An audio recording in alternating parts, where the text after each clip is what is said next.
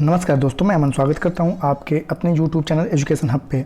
यह EVS pedology का 9वां class है और आज के क्लास में देखेंगे शिक्षण अधिगम हेतु सहयोगी अधिगम। मूल रूप से इसका टॉपिक का नाम है सहयोगी अधिगम कि सहयोगी अधिगम क्या है और इसका क्या लाभ मिलता है। तो चलिए शुरू करते हैं बिना किसी देरी के। तो यहाँ पे सबसे पहले सहयोगी अधिगम का तात्पर्य क्या होता है कि बच्चे एक दूसरे के साथ मिलकर कार्य करने को सीखें और इससे बेसिक तौर पर बच्चों में लोकतांत्रिक या जनतांत्रिक भावनाएं विकसित होती हैं। साथ ही साथ बच्चों में सामाजिक कौशल का विकास होता है कि हम हर एक चीज़ों को एक दूसरे से रिलेट करके देखते हैं और लोगों में अपनत्व का भावना आता है। तो इसका विकास हम किस प्रकार से करेंगे और यह किस प्रकार से हेल्पफुल है, इसके बारे में जानेंगे। तो सबसे पहले यहाँ पे आता है कि सहयोगी अधिगम के बारे में मूल रूप से दो परिभाषाएं फेमस हैं और सबसे पहले जो आते हैं आपके व्यक्ति वो हैं बरोडी तथा डेविडसन के अनुसार। तो ये लोग कहते हैं कि सहयोगी अधिगम वह शिक्षा उपागम है जो पढ़ाने के अनेकों तरीके को जन्म देती है, जो सभी बच्चों को एक ही उद्देश्य की ओर समूहों में काम करने, एक जैसे समस्याएं या कार्य को बांटने की ओर लगाती है, इस प्रकार से कि वे ऐसा व्यवहार करते हैं जिससे परस्पर निर्भरता दिखती हो तथा प्रत्येक बच्चे की भागीदारी तथा प्रयास भी नजर आता है।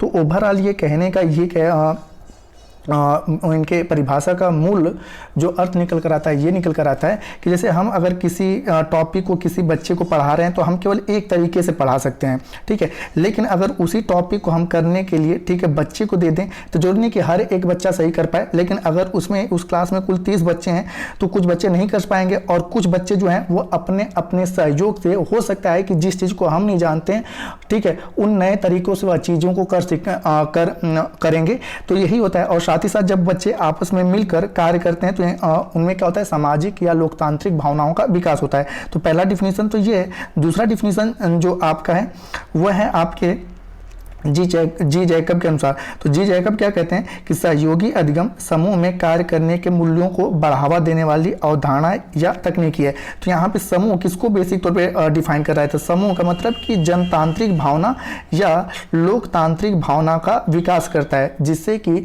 समाज में मतलब कि जो भी लोग उनके आसपास हैं उन सभी लोगों के साथ एक अपनत्व जुड़ा रहे। तो इसलिए बेसिक तौर पर सहयोगी अधिगम इंपॉर्टेंट होता है। अब आगे हम देखते हैं सहयोगी अधिगम में ही।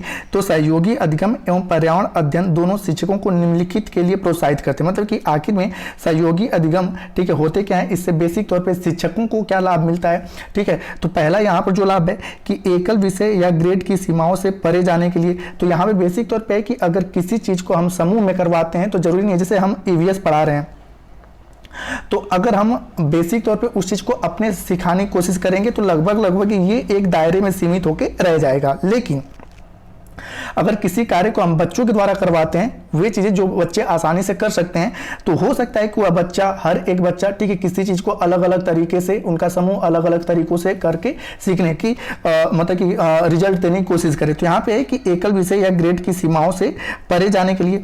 दूसरा क्या कहता है आपका कि मूल्य सीखने सिखाने की पारंपरिक आदर्शीय सोच से निकलने के लिए। मतलब मूल्य सीखने सिखाने का मतलब कि पारंपरिक आदर्शीय सोच क्या था कि शिक्षक पढ़ाएगा, मतलब टीचर पढ़ाएगा और छात्र उसको उसी पर क्या करेंगे, अमल करेंगे।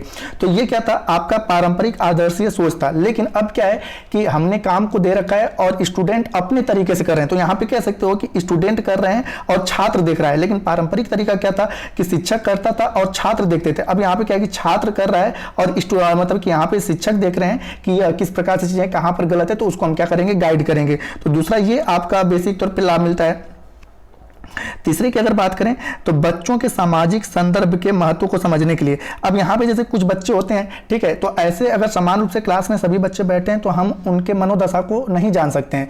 लेकिन अगर उसको समूह में हम कार्य करने के लिए दे दें तो हम उनके सामाजिक मनोदशा को अच्छे से जान सकते हैं, क्योंकि कुछ बच्चे जो होते हैं समूह में कार्य करना पसंद करते हैं, ठीक है, कुछ बच्चे समूह में कार्य करना पसंद नहीं करते हैं। तो आखिर में उनकी मनोदशा क्या है, ठीक है, उनके समाज को लेकर मतलब कि लोगों के साथ काम करना पसंद आता है या नहीं आता है।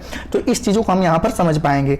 अगला है कि यह समझने के लिए कि व्यक्ति में अंतर होते हैं तथा बताएं कि लोकतंत्र हेतु आवश्यक है। तो यहाँ पे वही चीज जो यहाँ पर मैंने आपको समझाने की कोशिश करी कि हर एक बच्चा एक समान नहीं होता है, ठीक है, हर एक की IQ, ठीक है, और शारीरिक और बौद्धिक विकास जो होता है अलग अलग होता है। तो समूह में हम जब काम किसी को करने के लिए देते हैं तो वहां पे हम आसानी से हर एक बच्चों का डिवाइड कर सकते हैं कि किस बच्चे का IQ लेवल क्या है, कौन बच्चा किस प्रकार से किस कार्य को कर रहा है, और साथ ही साथ उनके अंदर लोकतंत्र की भावना का क्या होगा, विकास होगा।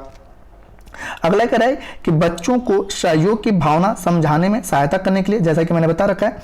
और आगे आपका है, अब आता है आपका सहयोगी अधिगम उपागम में कि अगला आता है आपका कि सहयोगी अधिगम के उपयोग क्या है। तो मैंने पहले ही आपको बता दिया है कि सहयोगी अधिगम का सबसे पहला कि लोकतांत्रिक भावना का विकास होता है, लोकतांत्रिक, और दूसरा आपका कि जनतांत्रिक भावना का विकास होता है, और लोग एक दूसरे से मिलजुल कर रहना सीखते हैं। तो ये आप याद रखिए कि सहयोगी अधिगम के उपयोग क्या है। तो बच्चों में लोकतांत्रिक जनतांत्रिक भावना का विकास करना और आपस में मिलजुल कर रहने के लिए बेसिक तौर पे जरूरी होता है सहयोगी अधिगम। तो जैसा कि यहाँ पे लिखा है कि इससे बच्चे में सामाजिक कौशल के गुणों का विकास एवं सुधार होता है। अब यहाँ पे सुधार इसलिए कि जरूरी नहीं है कि बच्चों के अंदर जो सामाजिक कौशल है वो अपूर्ण रूप से सही भी हो सकता है कि उसके अंदर कुछ चीजें गलत हो, तो वह बेसिक तौर पर एक दूसरे से चीजों क्या करके अब मतलब कि विकास जैसे होगा तो चीजों को अगर जो गलत है उनका क्या करेगा, वह सुधार करेगा। अब यहाँ पे अगला जो आपका आता है कि सहयोगी अधिगम के चरण। तो बेसिक तौर पे सहयोगी अधिगम के 3 चरण होते हैं। पहला चरण कि प्रथम चरण में प्रत्येक बच्चा शिक्षक के प्रश्नों का जवाब देता है, ठीक है। तो जैसे बेसिक तौर पे क्या होगा कि आपको अगर सहयोगी अधिगम करना है तो सबसे पहले आपको बच्चे से क्या करना पड़ेगा, एक क्वेश्चन पूछना पड़ेगा।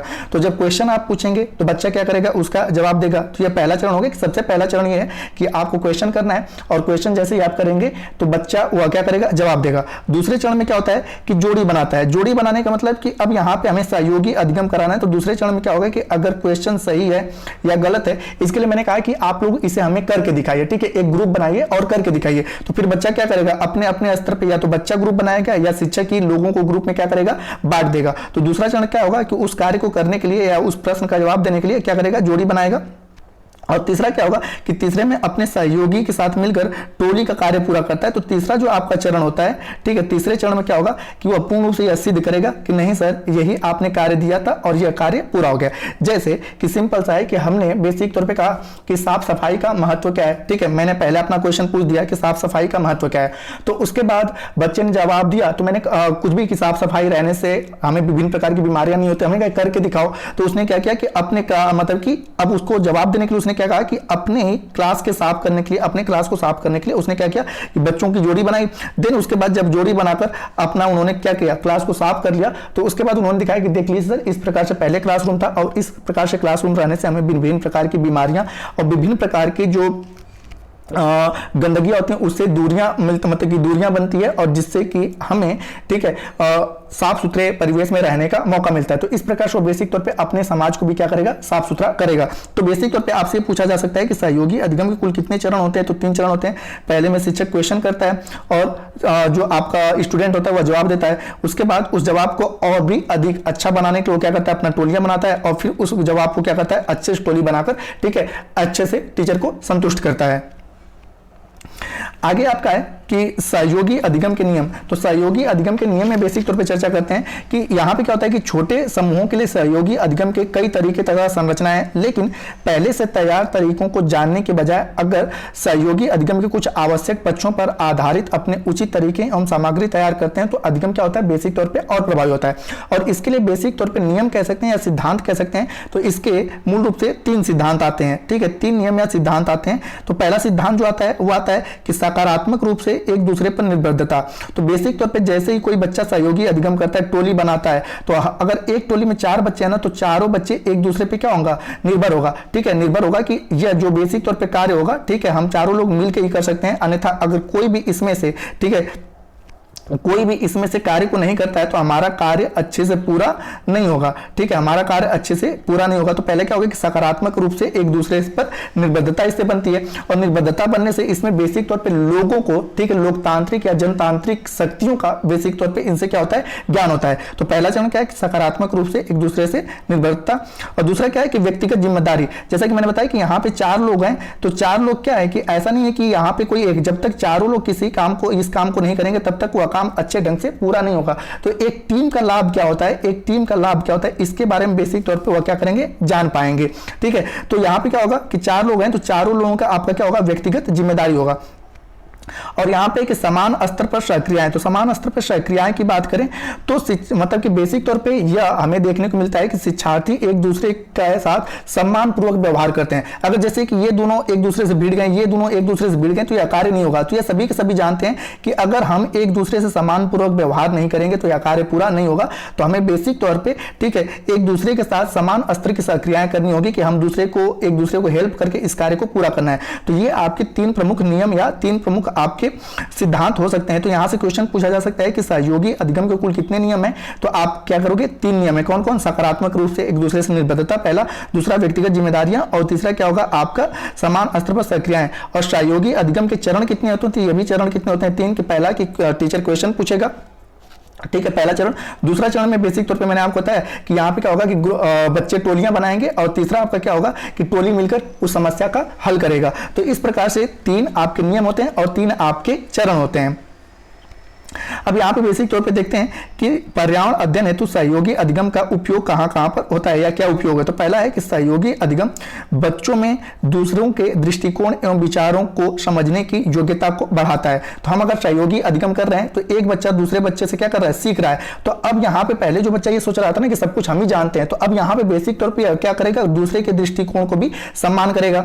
दूसरा है कि उनसे दूसरों के साथ घुलने मिलने के कौशल को विकास करने में सहायता करता है। तो जैसा मैंने बताया कि जो बच्चे के अंदर लोकतांत्रिक भावनाएं विकसित नहीं हो रही हैं, तो बेसिक तौर पे अगर हम सहयोगी अधिगम कराते हैं तो जनतांत्रिक और लोकतांत्रिक भावनाएं उनमें क्या होंगी, विकसित होंगी।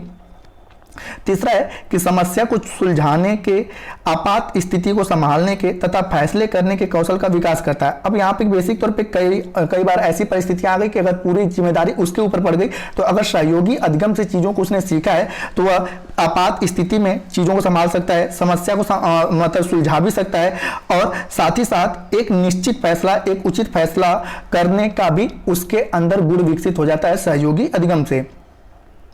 अगला कह रहा है कि पर्यावरण अध्ययन की कक्षा स्थानीय संदर्भ पर आधारित होती है और सहयोगी अधिगम बच्चों को अलग अलग प्रकार से लेकिन परिस्थिति के अनुसार उचित प्रक्रिया करने के योग्य बनाती है। अब इसके कहने का मतलब यह है कि सपोज दैट कि मेरा जो स्कूल है एक ऐसे क्षेत्र में है जहां पर बेसिक तौर पे हर एक क्षेत्र से बच्चे आते हैं, ठीक है, हर एक वर्ग के बच्चे आते हैं। तो अब जैसे कि यहाँ पर एक ऐसा कि जो बेसिक तौर पर पिछड़ा वर्ग से लड़का आ रहा है, ठीक है, यहाँ पर उच्च वर्ग से लड़का आ रहा है, तो यहाँ पे क्या होगा कि इसकी परिस्थितियां कुछ अलग हैं और इसकी परिस्थितियां कुछ अलग हैं। लेकिन जब हम सहयोगी अधिगम कराते हैं तो बेसिक तौर पे क्या होगा कि ये दोनों एक साथ मिलकर कार्य करेंगे, तो जिससे क्या होगा कि किसी भी परिस्थिति में, ठीक है, वह निर्णय को ले सकता है। और यहाँ पे स्थानीय की इसकी चीजें क्या है, स्थानीय संदर्भ का मतलब कि इसकी चीजें पर्यावरण अलग है, इन्वायरमेंट अलग है और इसका इन्वायरमेंट अलग है। तो यह चीजों को अपने इन्वायरमेंट के अनुसार समझ रहा है और यह चीजों को अपने इन्वायरमेंट के अनुसार समझ रहा है। लेकिन जब सहयोगी अधिगम कराते हैं तो दोनों जब मिलकर करते हैं तो यह किसी भी परिस्थिति में पड़ते हैं तो वह समस्या का समाधान कर पाते हैं।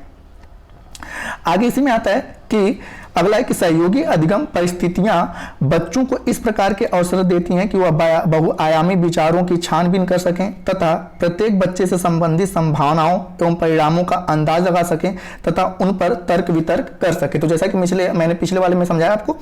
और अगला है आपका कि पर्यावरण अध्ययन शिक्षण अधिगम विश्लेषणात्मक सोच तथा समस्याओं के समाधान से संबंधित है। यहां से क्वेश्चन आपका पूछा जा सकता है कि पर्यावरण अध्ययन का शिक्षण अधिगम किस सोच पर संबंधित है। तो आपका क्या, विश्लेषणात्मक सोच, मतलब कि हमें विश्लेषण करना है, ऐसे नहीं कि चीजों को रटवा देना है, ठीक है, हमें विश्लेषण करना है कि आखिर में ये चीजें हो रही हैं तो क्यों हो रही हैं, ठीक है, नहीं हो रही हैं तो क्यों। तो विश्लेषणात्मक सोच पर तथा समस्याओं के समाधान पर आधारित है। तो ये आपका इंपॉर्टेंट हो जाता है।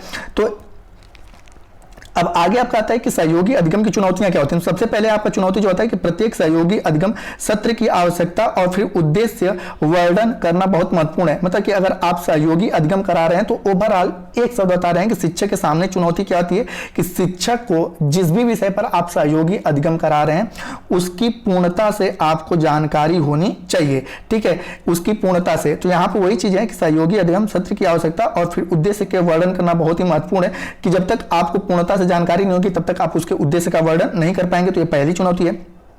दूसरा है कि पाठ्यक्रम के साथ इस क्रिया की कड़ी जोड़ने सत्र से पहले तथा बाद शिक्षक द्वारा चर्चा आदि की योजना बनाने में काफी समय तथा क्रिया योजना चाहिए, खासतौर पर प्रत्येक बच्चों को मूल्यांकन से संबंधित। तो यहाँ पे ओवरऑल यही चीजें कह रहा है कि उसको पूर्णता से जानकारी होनी चाहिए। और लास्ट में कि एक शिक्षक होने के नाते यह बहुत महत्वपूर्ण है कि आप विषय को भली भांति समझते हो तथा आपको वास्तविक जीवन के मुद्दों का ज्ञान हो। याद रहे कि ऐसी परिस्थितियों में एक सुसाध्य के रूप में आपकी भूमिका अति ही महत्वपूर्ण हो जाती है। तो ओवरऑल इन तीनों ठीक है स्टेटमेंट का एक शब्द में आप कहें तो यहाँ पे है कि अगर जिस भी चीजों का आप सहयोगी अधिगम करा रहे हैं तो एक शिक्षक होने के नाते आपको उस पर ठीक है पूर्णता से जानकारी होनी चाहिए, उस पर सारी जानकारियां आपको पता होनी चाहिए। तो दोस्तों ये रहा सहयोगी अधिगम के बारे में। उम्मीद करता हूं कि आपको ये चीजें पसंद, ये आपका टॉपिक पसंद आया होगा। तो अगर आपको वीडियो पसंद आया हो तो वीडियो को लाइक करें, कमेंट करें तथा अपने दोस्तों के साथ शेयर करें। और चैनल पर नए हैं तो चैनल को सब्सक्राइब अवश्य करें तथा इस पीडीएफ को प्राप्त करने के लिए आप हमारे टेलीग्राम से जुड़ सकते हैं जिसका लिंक वीडियो के डिस्क्रिप्शन में दिया हुआ है। तो वीडियो के अंत तक बने रहने के लिए धन्यवाद। मिलते हैं जल्दी नेक्स्ट वीडियो में।